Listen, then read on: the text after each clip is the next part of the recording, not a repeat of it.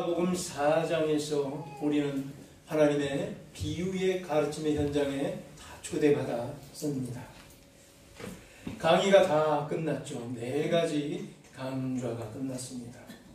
처음에는 토양의 비유가 있었죠.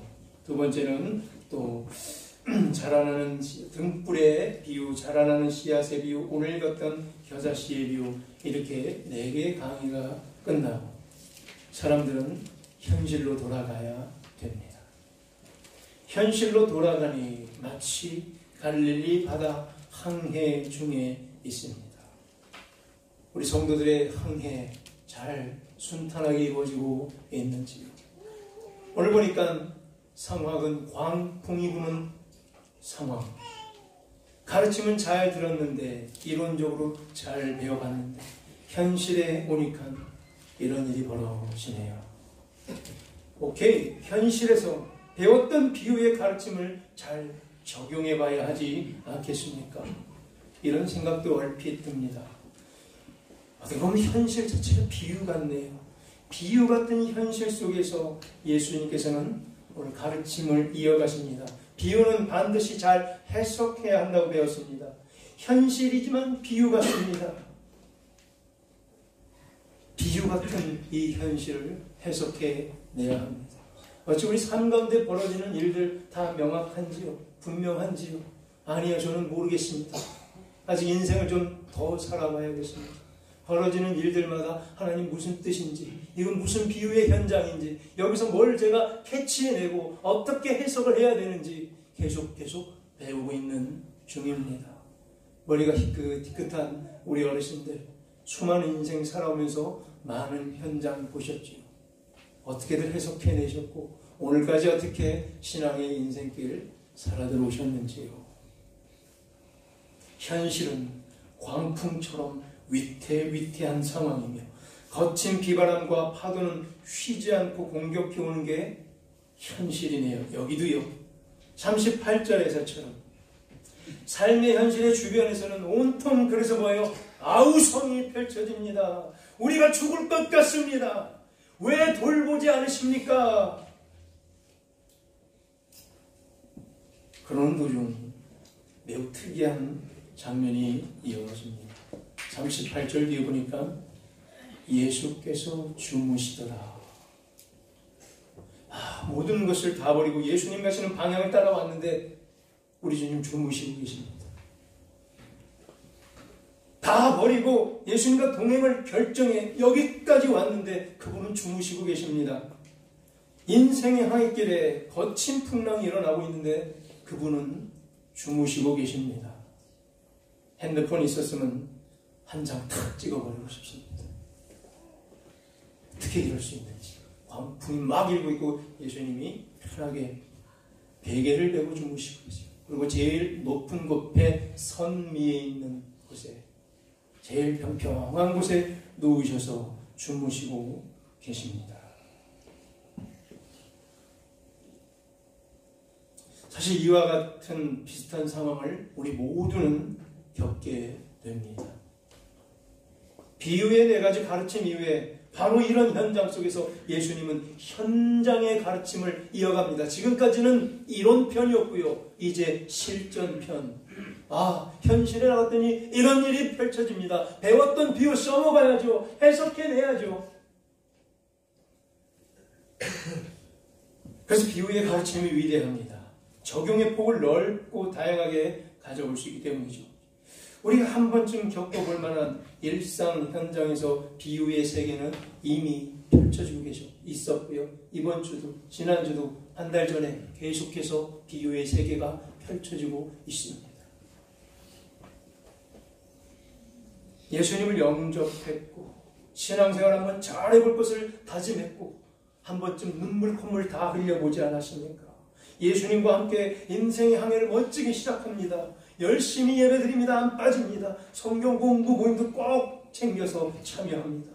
또 시간을 내서 구역 모임, 전도의 모임도 열심히 참가합니다. 찬양 예배가 얼마나 달콤한지, 얼마나 감격적이고 기쁜 일인지 찬양할 때마다 기쁨과 감격이 솟아오릅니다. 하나님 나라가 이런 것이구나. 하며 하나 둘씩 배워 나갑니다. 네 가지 토양 비유를 배우며 길가, 돌밭, 가시떨기 좋은 땅, 이 중에 꼭 좋은 땅, 옥토 같은 마음판을 가진 신자가 되리라 다짐도 해봅니다. 그래서 꼭 30배 아니 60배 아니 100배 결실을 맺는 성도가 되고 말 때야 소망도 가져봅니다. 등경 위에 등불의 비유를 배우며 진짜는 감출 수 없고 결국 드러나는구나. 진짜는 반드시 드러나는구나. 하나님께서 저울질 하셔서 진짜는 반드시 드러내시는구나. 등불의 위치, 저 높은 곳에 우리가 서야겠구나. 크리스찬의 권세와 위치도 묵상해 봅니다. 자라나는 씨의 비유를 배우며 하나님 나라 백성들은 신앙은 바로 추수할 때 열매가 맺을 때까지 성장하는구나. 내 신앙 계속해서 성장하고 있는가 또 체크하게 됩니다. 성장하는 크리스찬, 자라나는 신앙인의 비전을 품어보기도 합니다. 그리고 오늘 우리가 읽었던 30절부터 겨자씨 비유 배웁니다. 아무리 작은 씨자, 겨자씨 보이지가 않는데죠. 요 작은 씨, 요런 믿음으로 출발하는 신앙생활, 하나님 나라를 좋은 땅에 심겨지기만 하면, 근데 이게 안 심겨져서 문제. 심겨져서 내가 죽기만 하면, 이 씨앗이 죽기만 하면 엄청나게 큰 나무로 커질 수 있는데, 아무리 작은 씨자, 아무리 작은 믿음이라도 좋은 땅에만 심긴 후에는 창대해지고 부흥해지고 부흥하고 발전하는구나. 또 배워봅니다. 깨닫습니다. 그러면 또 결단합니다. 나는 지금 너무나 작은 한 알의 씨앗인데 꼭 심겨져야겠다. 꼭 죽으리라. 결단도 해봅니다. 자, 이렇게 비유의 가르침을 다 끝내고 이제 현실로 나옵니다. 제자들. 그런데 현실도 비유만 같아 보입니다. 오늘 본문에서 주님과 함께하는 인생의 항해 도중 주님의 간절한 개입과 도우심이 절실할 때, 필요할 때를 만나게 됩니다. 주님 제발요 개입하소서, 간섭하소서, 그냥 내버려 두지 마소서. 이대로 계속 가다가는 침몰할 것 같아, 죽을 것만 같아 간절히 소리쳐 봅니다. 우리가 죽을 것 같습니다. 우리 이렇게 소리칩니다. 살려주세요, 살려주세요. 하나님께서 뭐라도 해줄 줄 알았는데 왜 주무시고만 계십니까? 예수님을 야단치는 거예요. 하나님 맞아요? 아직도 하나님 정신 못 차리셨어요? 왜 주무시고만 계십니까? 뭐라도 해줄 줄 알았는데. 마가복음 여기까지 읽으면서 마가복음 내내 피곤하셨던 주님이죠. 마가복음 중에 인간의 종의 모습, 고난의 종으로 오신 모습, 여기 마가복음 1장부터 사역하러 다니시느라 힘들으셨을 텐데, 인간의 모습으로 아프고 고단하고 힘들었을 텐데 정말 피곤해서 주무시는가 생각할 수 있습니다. 저도 이전에 그렇게 해석했습니다. 해석할 방법이 보이지 않았습니다. 100% 인간으로 오신 예수님 똑같이 우리처럼 피곤도 하시고 눈물도 흘리시고 아프시기도 하시고 주무시기도 하시는구나. 인간의 모습으로 오신 다정다감한 예수님의 모습으로 여기서 끝내면 안 되는 거였는데, 그거 보여주려고 예수님 여기 주무시는 게 아닌데, 예수님께서는 오늘 지난편 이론편을 마무리하고 오늘 실전편으로 제자들을 풍랑이 이는 갈릴리 바닷가 한복판으로 초대합니다. 이 장면 절대 놓치지 않습니다. 오늘 풍랑이 일고 있고 배가 넘실넘실 춤을 추고 있는 이때에 예수님은 절대 놓치지 않고 이 장면을 실전편의 비유, 가르침으로 인도해 가시는 거죠. 삶의 현장에서 벌어지는 비유의 가르침은 현장 실습, 여러분 매일매일 이번 주도 수도 없이 겪었을 것입니다. 우리가 죽게 되었는데 왜 침묵하시지요? 하나님께서 뭐라도 해야 될 텐데 침묵하고 계십니다. 때로는 지금 겪고 있는 우리 고난, 환난, 너무나 절박하고 절망스러운데 침묵하고 계시는 하나님을 마주하게 됩니다. 하나님 거기 계십니까? 이 현장을 보고도 가만 계십니까? 왜 안 보고 계십니까? 우리 죽게 되었습니다. 왜 우리를 돌보지 않으십니까? 신속히 해결되어야 될 가정의 긴급한 문제 속에서 침묵하고 계신 하나님 만날 때 있었죠. 너무나 급한데 우리 가정의 문제, 오랜 질병으로 괴로워 죽겠는데, 아니면 우리 가족의 질병으로 고통스러워 죽겠는데 극심한 고통 고쳐주지 않으시는 하나님의 침묵에 하나님과의 관계마저 어색해졌습니다. 자녀를 향한, 우리 자녀들을 향한 오랜 기도 제목들, 우리 어머니들 아버님들이 있었는데 응답받지 못해 여기까지 이제 무색해져 버린 상황 속에서 하나님의 침묵을 넋없이 바라봅니다. 교회가 겪고 있는 이 간절한 상황 우리 다 아시죠? 아무런 길이 보이지 않을 때 침묵하고 계시는 하나님과 또 마주하게 됩니다. 지하교회에서 숨죽여가며 예배드리고 있는 북한 성도들, 하나님의 침묵에 점점 두려움이 엄습해 옵니다. 하나님의 침묵에 대해 생각하다 보면 400년 전에 일본에서 있었던 순교와 박해의 현장을 언급하지 않을 수 없게 됩니다. 1557년 선교사와 일본인 성도 26명을 예수님과 똑같은 방식으로 십자가에 매달아 처형한 사건, 일본 최초의 순교의 현장으로 출발합니다. 일본 사람들 참 잔인합니다. 방법이 참 기가 막힙니다. 사람을 괴롭히는데 천재적인 능력을 갖고 있는 것 같습니다. 어떻게 하면 사람을 달달 볶아서 피를 말려 죽이는가, 천재성을 갖고 있습니다. 도쿠가와 막부가 정권을 잡은 17세기 때 일본의 기독교 박해의 절정에 달합니다. 도쿠가와는 나가사키 현 남쪽에서 부녀자와 아이들 3만여 명의 성도들을 한 번에 몰살시킵니다. 대단해. 뿐만 아니라 남부 온천 지역에는 기독교 신앙을 지녔다는 이유로 펄펄 끓는 온천물 가마에 그대로 던져 고문하고 처형을 시킵니다. 아리마 지역에서 1613년 약 2만 명 이상의 신자들이 지켜보는 가운데 기독교 리더들을 다 와서 불에 그대로 화용시키는 장면, 그건 기본이죠. 오무라코울이라는 마을에서 신앙을 지킨 131명의 성도들을 그대로 목을 잘라 몸과 목을 따로 묶는 박해를 주변에 일부러 보여줍니다. 이는 그리스도인들의 부활을 이들이 두려워하여 부활하지 못할 것을 막으려고, 부활을 막으려고 목과 몸을 따로 분리해 이렇게 처형을 합니다. 엔도 슈샤쿠라는 작가의 침묵이라는 베스트셀러 소설이 있죠. 침묵. 이 소설에서 기독교 박해와 순교의 현장을 매우 자세히 묘사하고 있습니다. 신자들이 고통 속에 죽어가야 하는 고난의 현장, 하나님께서는 왜 침묵하십니까? 이렇게 고통 속에 죽어가는데 왜 침묵하십니까? 하며 묻고 있는 얘기가 되게 매우 깊게 묻고 있어요. 일본 선교 떠난 스승 페레이라 신부, 정말 존경받고 덕망이고 신학적으로 또 인품적으로 걷잡을 수 없는, 도전받을 수 없는 최고의 사람 페레이라 신부의 배교 소식을 들은 로드리게스라는 제자 신부, 스승의 행방을 찾아 스승이 그럴 리가 없다, 무슨 이유가 있는가, 지구 반바퀴를 돌아 목숨 걸고 어둠의 땅 일본에 잠입합니다.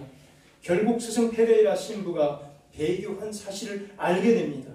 그러면서 묻습니다. 무엇이 진짜 신앙인가를 그는 내내 묻습니다. 그토록 신앙심이 깊었습니다. 그 사람 타의 추종을 불허하는 신앙인이었어요. 고결했어요. 존귀했어요. 많은 사람들에게 존경을 받았던 그 스승 페레이라 신부, 왜 배교했을까? 이유를 찾고 또 찾아 묻고 갑니다. 그러다가 그 제자 로드리게스 신부도 결국 붙잡아 결박을 당합니다. 그리고 스승 페레이라가 겪었던 그 자리에 그도 딱 서봅니다. 그러면서 압니다. 아, 왜 그가 그렇게 했는가를 그는 드디어 알게 됩니다. 그러면서 엔토 슈샤코 저자는 우리에게, 독자들에게 묻습니다. 내가 지금 저 자리에 있다면 나는 어떻게 할까? 여러분들이 지금 그 자리에 있으면 여러분들은 배교할까? 예수님의 얼굴이 그려진 성화를 발로 밟고 나는 예수님을 믿지 않는다라고 배교할 수 있는가? 묻고 있습니다. 내가 지금 배교를 하면 지금 저기 고문당하고 있는 성도들을 살릴 수 있을 텐데, 이 앞마당에는 지금 가련한 농부 세 사람이 거꾸로 매달린 채 신음하고 있는데 온몸을 붕대로 둥둥 감고 목만 내밀고 구덩이에 처박아서 거꾸로 목 주변에 상처기를 하나 띵 냅니다.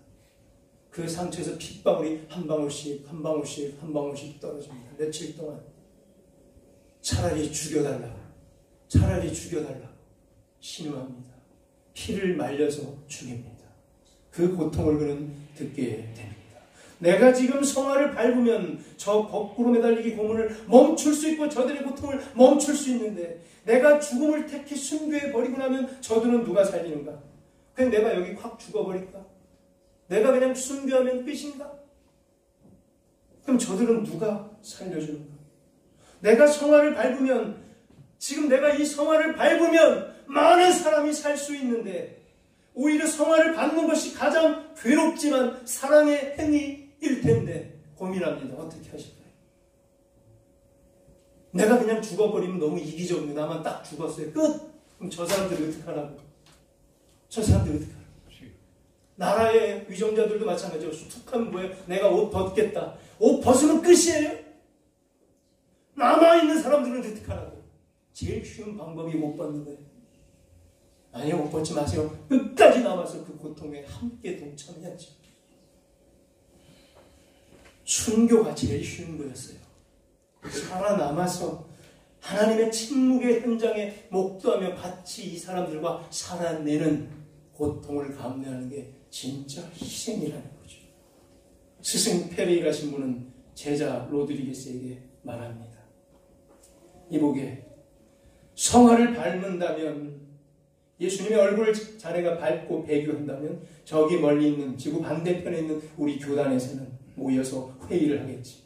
배교한 자네들을 우리 그 성직자들은 재판하겠지. 그러나 교회보다, 선교보다 더 크고 위대한 것이 있다.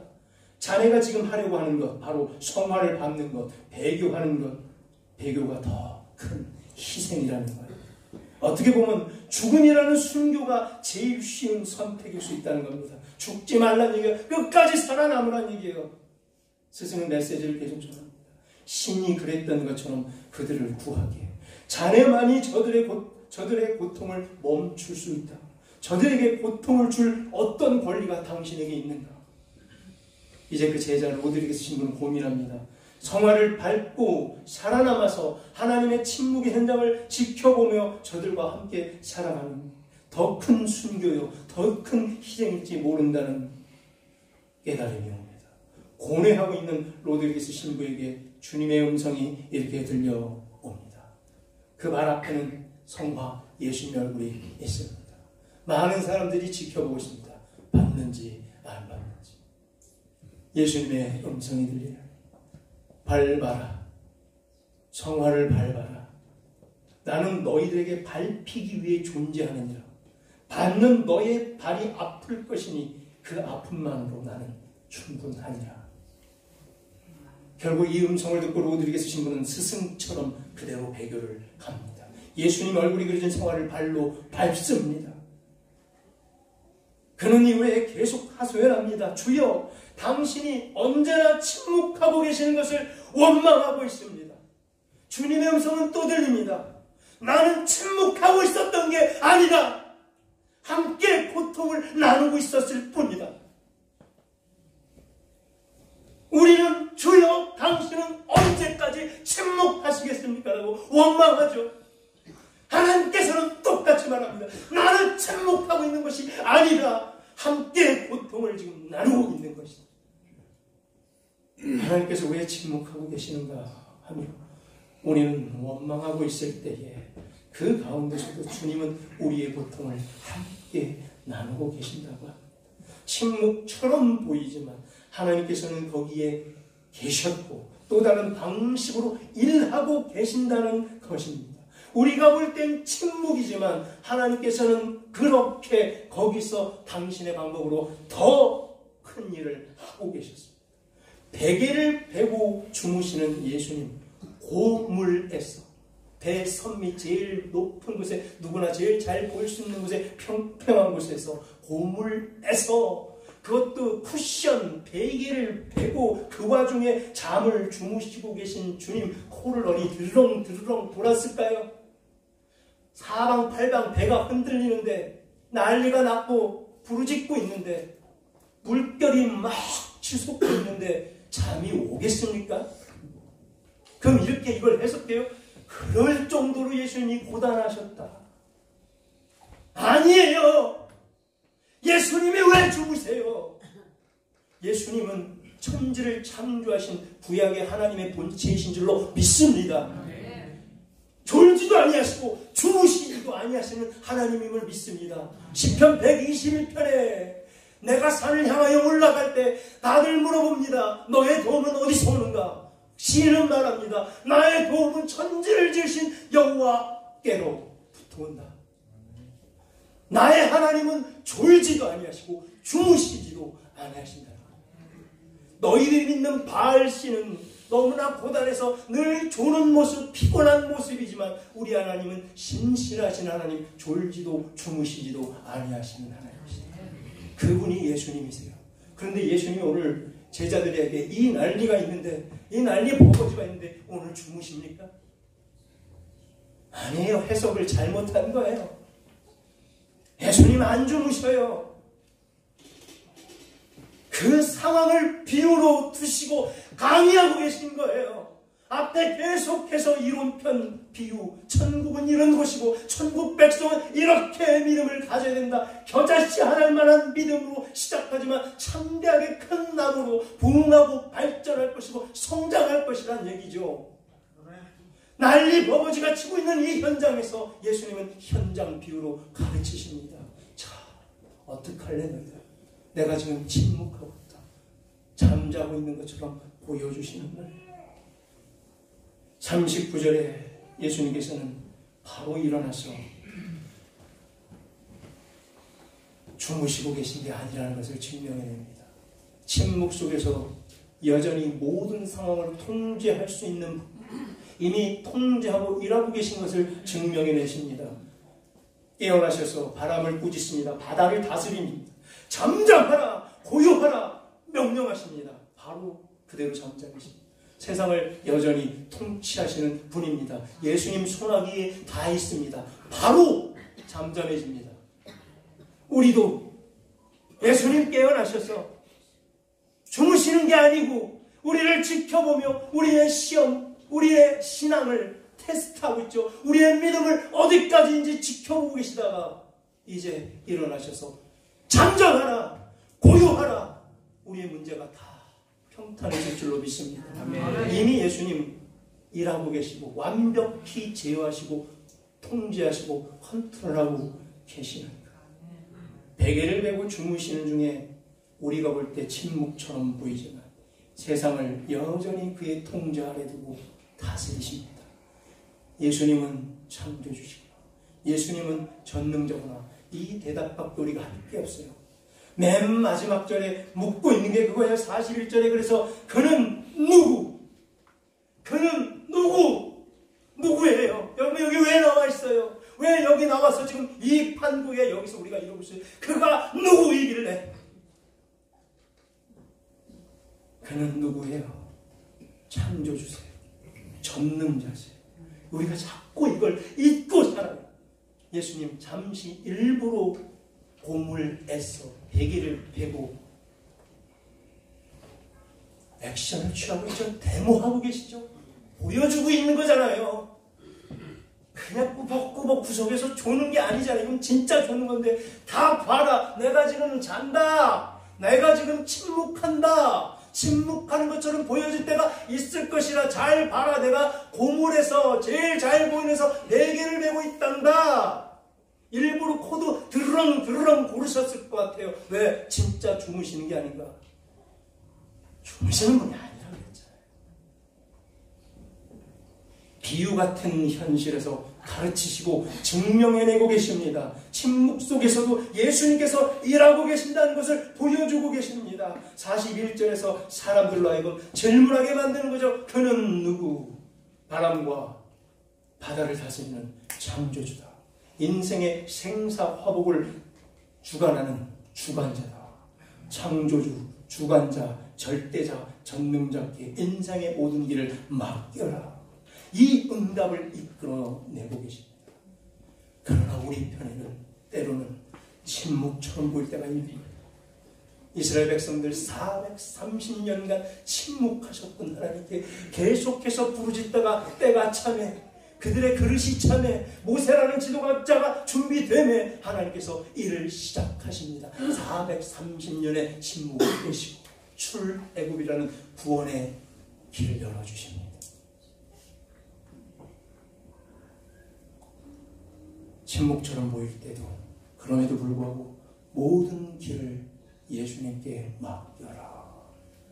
이 응답을 들으시길 바랍니다. 아멘. 그는 여전히 모든 것을 통제하고 계신 전능자입니다. 그를 끝까지 신뢰하라요. 그에게 끝까지 부르짖어라. 응답하시고 다스려 주실 것이다. 이 음성 듣는 은혜가 가득하기를 축원합니다. 아멘. 이제 말씀 맺습니다. 이 본문 해석의 하이라이트와 키워드가 여기 있습니다. 38절, 39절, 40절의 대화 장면을 눈여겨보셔야 됩니다. 큰 광풍이 일어나 배가 뒤집히게 생겼죠. 38절에 예수님께서는 제일 잘 보이는 꼭대기에 올라가서 베개를 메고 주무십니다. 제자들이 깨웁니다. 원망합니다. 우리가 죽게 되었습니다. 돌보지 않고 뭐 하십니까 도대체? 예수님!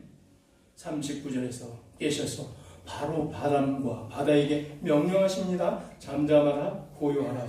그러니까 바람이 그치고 잔잔하죠. 왜죠? 하나님이시니까, 창조주시니까. 자, 여기까지 이해가 다 됐어요. 핵심은 40절. 40절에서 이제 예수님께서 제자들에게 이르되 뭐라고 말씀하시죠? 주고받고 주고받고. 자, 예수님께서 뭐라고 말해요? 예수님께서 진짜 고단에서 꾸벅꾸벅 졸다가 일어나서 미안해. 진짜 졸았다면 미안하죠. 이렇게 말했을 것 같아요. 제 생각엔. 미안하다. 이거 어쩌나. 내가 깜빡 졸았네. 피곤하네 요새. 미안해. 이렇게 해야 맞는 거죠. 이렇게 해야 피곤하신 예수님, 인간의 몸으로 오셔서 고단한 예수님을 묵상하는데 전혀 그게 아니죠. 예수님은 뭐예요? 어떻게 하고 있어요? 40절에 보니까 제자들을 야단치십니다. 어찌하여 이렇게 무서워하느냐? 어찌하여 믿음이 이거밖에 없느냐? 예수님이 사과하고 미안해 하는 게 아니죠. 우리가 이해했던 편으로는 예수님 졸고 계셔서 미안해서 제자들아 미안해, 내가 잠시 졸았어, 미안, 다시는 이런 일이 없도록 할게, 이게 아니잖아요. 제자들을 혼내고 있어요. 왜 무서워해? 왜 무서워해? 내가 일하고 있었는데, 내가 여기 지키고 너희와 함께 있는데 왜 무서워해? 이게 뭐야 도대체? 똑같아요. 우리에게 말씀하십니다. 부성교회 성도님들, 왜 두려워하느냐? 왜 무서워하느냐? 내가 지금 여기 너희와 함께하고 있는데 왜 무서워하고 그래? 두 번째는 어째 너희가 믿음이 없느냐? 왜 믿음이 없느냐? 왜 믿음이 없느냐? 봐라, 나는 여전히 모든 것을 다 통제하시고 주관하는 절대자다. 부성교회의 이 아픔을 간과하겠느냐? 내가 이건 몰라서 이랬겠느냐? 내가 그때 기회를 다 놓칠 때 몰라서 이랬겠느냐? 누구를 들었어서라도 그 일을 막으려면 수백 번도 더 막았고, 더 좋은 결과로 이끌려면 수만 번도 더 좋은 결과로 이끄셨을 텐데 왜 막았겠냐? 침묵.